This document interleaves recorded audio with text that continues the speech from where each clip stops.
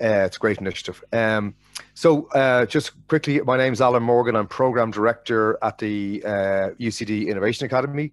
In particular, I'm Program Director for the Professional Certificate and Diploma in Creativity and Innovation in Education. This is a very specific program we run for educators from all levels: primary school, secondary school, third level academics, and further education and training, and really anyone involved in education or the delivery of education. We're based in the O'Brien Centre for Science across the lake, and just a very quick background, people who might not know the Academy that well. Founded in 2010. All our focus is on creative, innovative and entrepreneurial mindsets in our teaching and learning approach. And we offer lots of different programs from undergrad. We do a huge amount with the undergrads in UCD to right up to PhDs, and indeed adult learners and corporate and government training as well. Our founding director is Professor Susie Jarvis, and Prof Susie is the powerhouse behind everything we do, and I suppose, to be honest with you, the reason we all exist. She's great. So just why do we do and what do we do before I demonstrate the problem of going online with this program? So the Professional Certificate Diploma in Creativity, Innovation and Education, which we refer to in short as the Educators Program, which I'll refer to, it's all about understanding the human capacity for creative, innovative learning, and in supporting educators in particular to enhance their teaching practice so they can develop that into their students and further afield. We focus very much on the entrepreneurial mindset approach to teaching and learning, the three concepts of creating value, engaging others, and that concept of failing fast, and no fear of failing, learning from intentional iteration. The program has been going for since 2014, and we're building a community of practice, and that's one of the goals of the program, both within UCD and outside it as well, in the teacher, primary school and secondary and further education training area. A lot of people ask me, Alan, what are you peddling? And my answer to them is a golden ticket. So I offer them a golden ticket to reimagine their education practice, because really education hasn't changed in 100 years since the late 1800s. So to focus on the problem a bit, so the Educators Program brings together teachers and academics from all walks, as I said, and our learning approach is action-based. It's hands-on, it's learning by doing, it's that co-creation of the learning experience with the students, with the learners themselves. It's very much a collaborative learning environment that encourages the co-creation of education. We use prototypes, we use materials, we have action learning tables that groups work around to work on projects, and all that. So on March the 11th, this day last year, if somebody said to me, you have to bring the program online, Alan, I'd say, well, yeah, give me about a year and I'll do that. And of course, March the 11th came.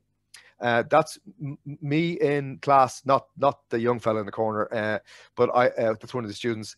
This is a bunch of undergrads I had on March the 11th last year, this day last year, and I was teaching a design thinking for innovation class, and this is my last classroom gig. So the following day we were all online. It's kind of poignant. It's to the day today,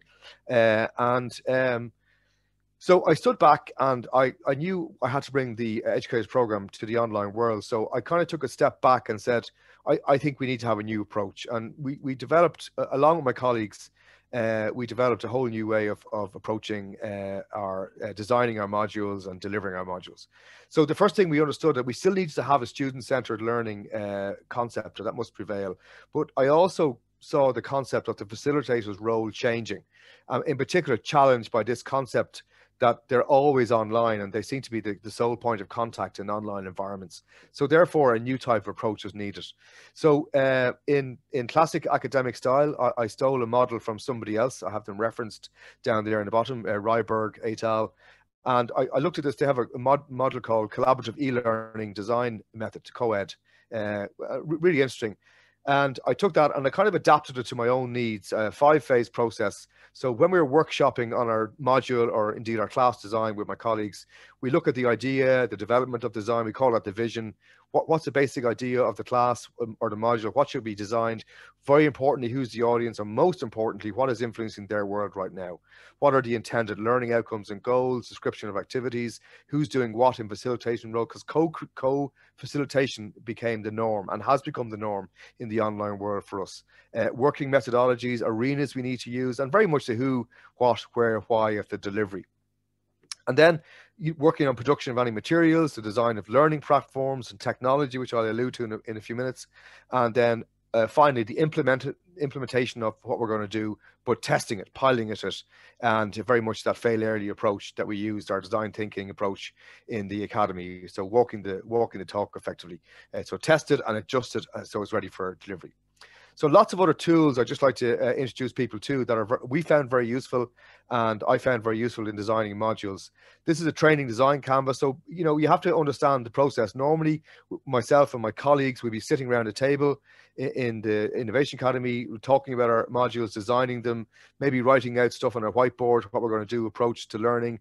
Now we're all working from home remotely. So we needed some kind of a focus. So again, this is from the Entrecomp framework, Entrecomp Italia, actually. Anyone can access this 7-point training canvas. You can download a blank canvas and fill it in yourself. It's really cool. So looking at the target audience, the learning content, structure, tools, and methodology, what communication strategies, any external connections, any people you need to bring on, guest speakers, host companies to involve, the learning impacts of what you're doing, and then the evaluation of that itself. Really useful canvas. Another canvas that we brought in again for us as facilitators, trying to plan for that entrepreneurial learning and intervention. So defining what the learning outcomes are, crafting the format, listing the resources we need, selecting learner space needed, and that in the online world we needed to understand when we had breakout rooms in Zoom and so on and so forth. So these canvases proved very helpful in the approach to our learning design. Then we all discovered Google Jamboard, and Google Jamboard is available to anyone. It's basically a collaborative whiteboard learning tool. So in the academy, in the classroom environment, we use a lot of post-it notes, whiteboards, sticky whiteboards, mobile whiteboards with teams going through design thinking challenges, affinity mapping, systems thinking mapping. We lost all that. We lost the ability to do all that. So the Google Jamboard is an absolute great tool. It's collaborative. It can be used in a timely fashion with at the same time by collaborative students and facilitators alike. And this is a real help to us, our students, and we continue to use it today. The Academy is famous for its Lego ducks, if no one has heard about that. A lot of our modules, including the Educators Program, on day one, we introduce a packet of Lego and we ask our students to make a duck.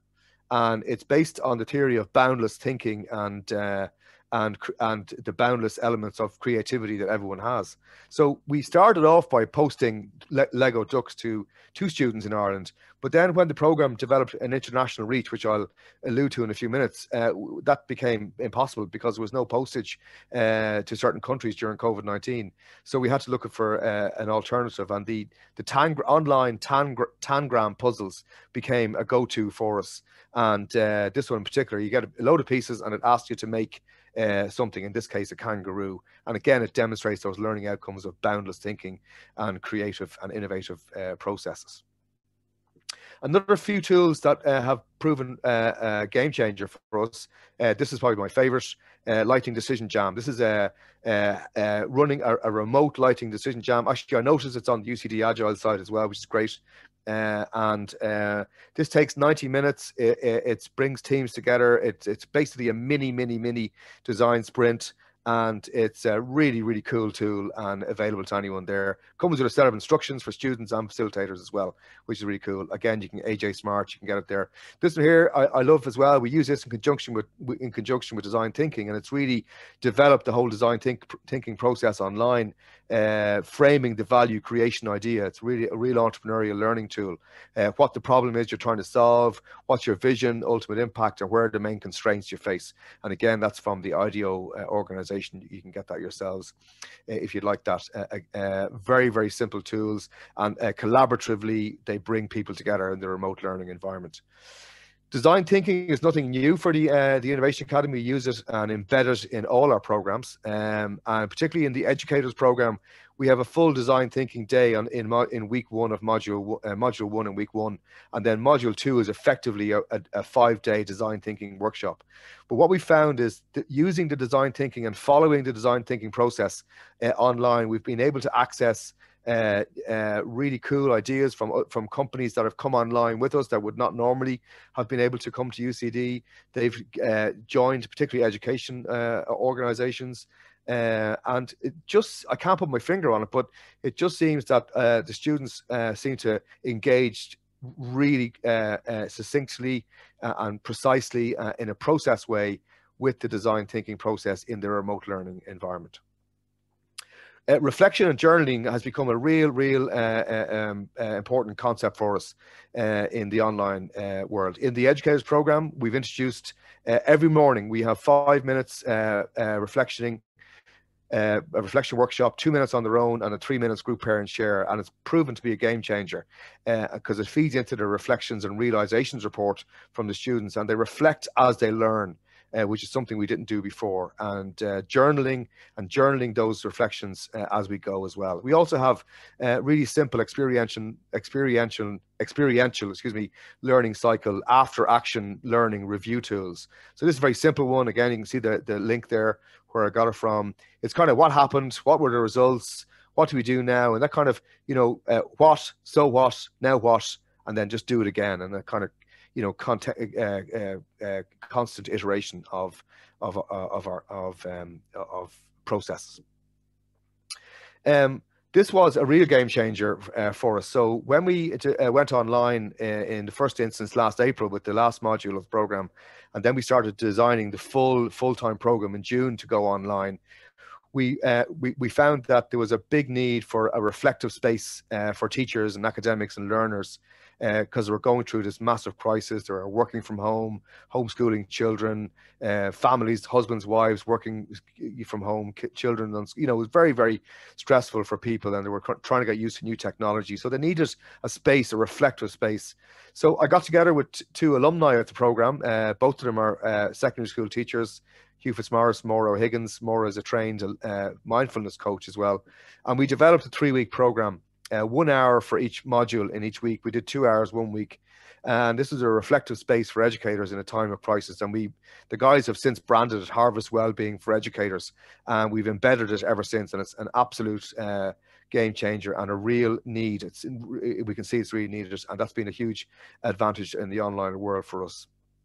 Just some key approaches we've learned for bringing this program online. Co-facilitation is key. Facilitator class planning is vital. Yeah, of course, we always did it, but it's become even more important now, down to the minute, and a lot more work as well. One of the things we did was, for the educators program, having an advanced meeting of the class in a virtual coffee 1 week before the actual class, so people could get together. I'm from a secondary school, I'm from UCD, whatever it is. Advanced timetabling to learners became hugely important, because they wanted to know when coffee breaks were, when lunch breaks were, working from home, picking kids up from school if they were back in school, all that kind of stuff. Very important, and we did that. We introduced creative socializers. We found out people are working from home, so we developed mix and match socializers, people asking them to run down to the kitchen, grab 2 items, and then we do a mix and match challenge around that. It's this particular creative challenge worked really well. We also added well-beings into all our breaks, stretch, breathing, which we found to be hugely beneficial. Another game changer was the morning inspiration. So every morning in the educators program, one of the students brings along a morning inspiration, a poem, something of inspiration to them, a video or a story. And of course, not to state the obvious, but the Zoom breakout rooms for us, absolute lifesavers for all our workshops, our creative, innovative and entrepreneurial workshops. We would have been lost without them. They've become a key tool. Just thought I'd share this very briefly. We didn't use all of these, but these are various technologies for learning that I researched, looking for learning by discussion, by collaboration, by acquisition, practice and production. And one of my colleagues gave me this, actually, and I'd like to thank him for that. But really, things we've used out of that have been really helpful are Canva, obviously the obvious stuff like PowerPoint to YouTube and so on. But there's lots of other stuff. Video discussion, Flipgrid is a super tool. I recommend you check it out. So lots of technology, and that can be embedded as well into Zoom and into using the collaborative whiteboard in Google Jamboard as well. Nearly finished. Just a couple of things on the benefits. So one of the big benefits we found bringing the educators course online is that there's no geographical boundaries, both nationally and internationally. So we've had teachers on Valentia Island, on the Aran Islands, Donegal, Cork, from all over Ireland, and indeed France and Italy as well. UCD academics that maybe went home for the summer into their homeland, and they dialed in they logged into Zoom from there. We also developed a relationship with the National University of Vietnam in Hanoi, which has been another game changer for the program. Up to June of this year, please God, we will have 20 academics from VNU come through the program. And that's been a real paradigm shift and dynamic shift for the program, because it's brought a new international flavor for Irish academics to work with them and vice versa. And that's proved to be absolutely amazing for the program, for everyone involved. And I'll show you an example of that before we finish. Just final two things. I'm going to give you an example of two workshops that we've done. So we developed a workshop for the program last year based on Professor Sarah Sarasvathi's effectuation concept. This is an entrepreneurship model that she developed in 2006.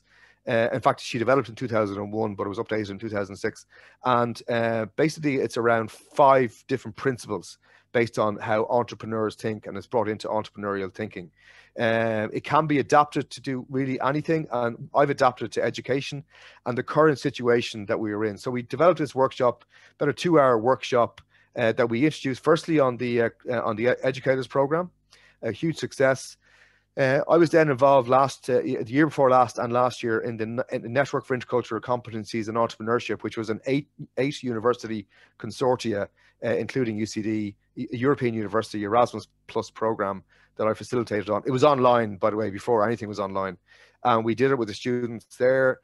Based on the Nice project, I presented this workshop at a University of Padova academic conference to 200 Italian academics in June of last year. Huge success.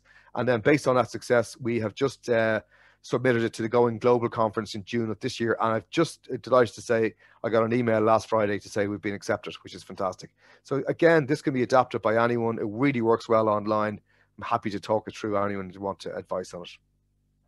And finally, this is, again, another game changer for us. The Module 2 of the Educators Program has now been developed in the online world as a 5-day design thinking process.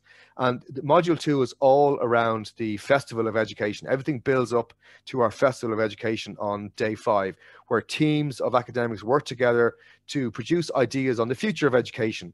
And we always have a panel of guests who come along.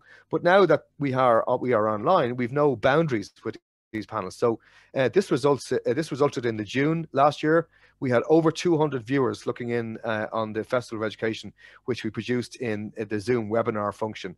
We had David Price, OBE from the UK, Dr. Deirdre McGillicuddy from UCD School of Education, Tomás O'Rourke from the Teaching Council, Dr. Emer Nolan, head of Educate Together, and Ciara Riley, a technology lecturer from Reno College. And just to give an example, this year, in June of this year, we have Valerie Hannon, who's an international education consultant and advisor to the OECD. And indeed, we have the Director of Education, Andreas Schleicher, coming on from the OECD. These people would never travel to UCD in the past. So the online world has been kind to us in that regard and has opened up boundaries. But really what's happened is, particularly with the input of the international cohort of educators working together with Irish educators, this summer Festival of Education has really been groundbreaking in the projects that they produce. I'll just give you one example here. It's very hard to see it obviously on one slide, but this is by the Vietnamese themselves. This is last January, just gone. And they produced a project based on students' low level of engagement in the online classes. They're all online over in Hanoi as well. They've been affected just as badly as we have by COVID-19, and real groundbreaking project. This project, by the way, has been taken on board by the faculty, which is great to see. So that's just some some ideas and tools we've used to bring the project online. It's been a really good success for us, and we're hoping that it'll continue.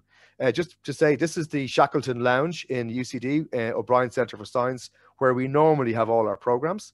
And we always say the spirit of Shackleton is in the classroom, of no failure, risk-taking, fearless approach to changing education practice. And this is my educators class from this week. I'm right in the middle of module 3 at the moment, and I still say the spirit of Shackleton remains even in the online world. So thanks very much for listening. I hope everyone got something from it, and happy to take any questions. Thank you. Alan, thank you so much. That was really interesting, and I think a brilliant example of working smart while being apart. I think it really does fit with our theme wonderfully. So thank you for that. Really interesting. Anybody have any questions for Alan? You can, small group, just unmute yourself there if you want to ask, or if you prefer to chat, that's absolutely fine too. So Iris is asking a question there. How has the change impacted assessment? Yeah, it's a really good question, Iris. So our assessment is probably a little bit different than you know, a regular kind of a module where there's an exam and so on. So no real change, because our assessment is based on reflective reports and action learning project reports. So it really hasn't given us. I think we probably given them a lot more detail on assessment, because you know we presented online now, whereas before we kind of probably gave paper handouts, and so I think it's a lot clearer and more succinct to the students. So no real change there, Iris, but you know, good question in fairness. And a comment there from Helena. Thanks very much. Fantastic and very interesting presentation. So yeah, really interesting. Second that one. Thanks, Helena. Thank you. Yeah, it's been a journey, and it's been a journey for all of us, myself, my colleagues as well on the program. And you know, we're still, like all of us in UCD, we're still learning the new world here, you know, and we'll see how it changes going forward. Yes, yeah, absolutely. On that, Alan, I just have a question. I mean, you brought us to the Shackleton room there a second ago, but when you do end up back on campus, do you think there's anything that you've learned from this experience, this online world, that you'll bring forward into the future? Yeah, I think it's a really good question, Emer. Yeah, Emer. I think first of all, we really have to embrace technology. I think a lot of us were afraid of it beforehand. You know, you cannot facilitate and teach online. Well, you can. So I think there's going to be a blended approach to what we do. I think, you know, it's got to change the concept of bringing guest speakers into campus. I think you know, we have a lot of that online now, which I think we should embrace. You know, I'm not advocating that we shouldn't have face-to-face. Nothing I love better than face-to-face teaching, that kind of, you know, touchy-feely approach, particularly in a learning by doing environment as we have.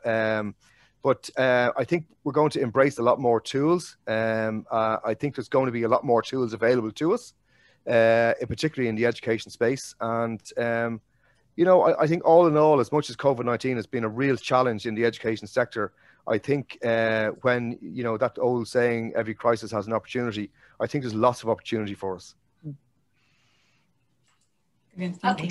Alan, you said that you have a lot more international participants now, and just going back to Emer's question there, like in the future, do you envisage, because a lot of that, your modules are very, as you say, interactive, you touch things, you know, and I know you've adapted that now to the online environment, but I suppose, do you imagine that at some point that you will have some of your students will be actually in the classroom, and others from around the world will be zooming in, or so you'll have to have that, not even so much blended, because some student might be there full time in the Shackleton Lounge, and somebody else might never attend but could be registered to the module. So it'd be interesting to see in the future. Really great observation, Iris. I'll just explain to you really quickly. So I've thought about this a lot, and we've discussed it actually, you know, when we go back, because I think we all understand we will get back to the campus at some stage. I think things will change and be different and so on. So even for the June program coming up in June, we now have more international applications, which is really interesting to see.